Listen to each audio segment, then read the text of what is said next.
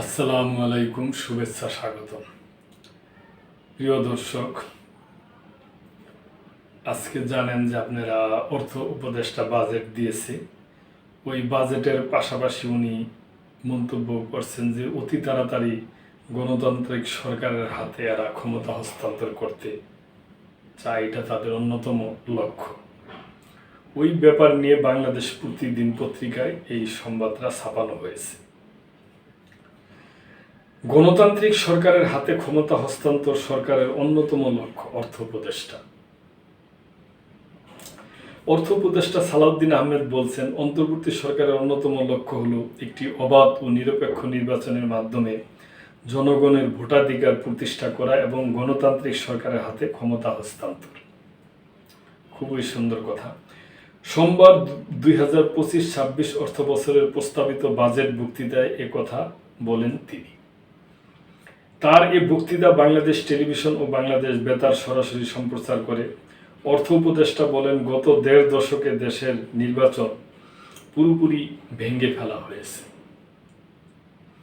তাই আমরা নির্বাচনী ব্যবস্থার সংস্কারের উপর সর্বোচ্চ অগ্রাধিকার প্রদান করেছি এবং এ লক্ষ্যে বিভিন্ন আইন, নীতিমালা ও আদেশ সংশোধন ও সংস্কারের কার্যক্রমে হাত নিয়েছি। সালাউদ্দিন আহমেদ বলেন, আগামী জাতীয় সংসদ নির্বাচন সুষ্ঠুভাবে আয়োজনের প্রস্তুতির লক্ষ্যে বাংলাদেশ নির্বাচন কমিশন কর্তৃক ইতিমধ্যে ভোটার তালিকা হালনাগাদ করা হয়েছে। নির্বাচন ব্যবস্থায় স্বচ্ছতা, নিরপেক্ষতা এবং যথাযথ তথ্য বিশ্লেষণ নিশ্চিত করতে জিওগ্রাফিক ইনফরমেশন সিস্টেম GIS প্রযুক্তি ব্যবহার করা হচ্ছে।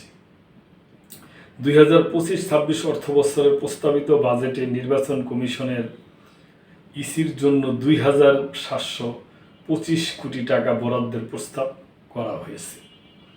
গত বছরের এই খাতে বাজেটের পরিমাণ ছিল 793 কোটি টাকা, যা সংশোধিত বাজেটে দাঁড়িয়েছে 716 কোটি টাকা।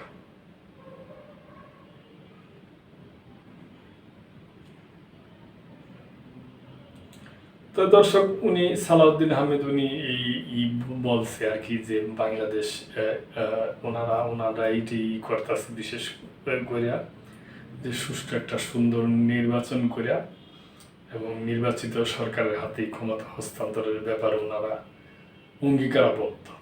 এটি ওনাদের অন্যতমই, উনি এটা বলছে।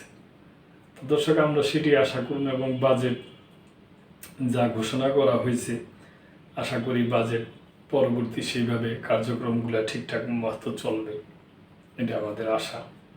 তো দর্শক, ভালো থাকবেন। আজকে এই পর্যন্তই। সাবস্ক্রাইব করে চ্যানেলটির পাশেই থাকবেন। আল্লাহ হাফেজ।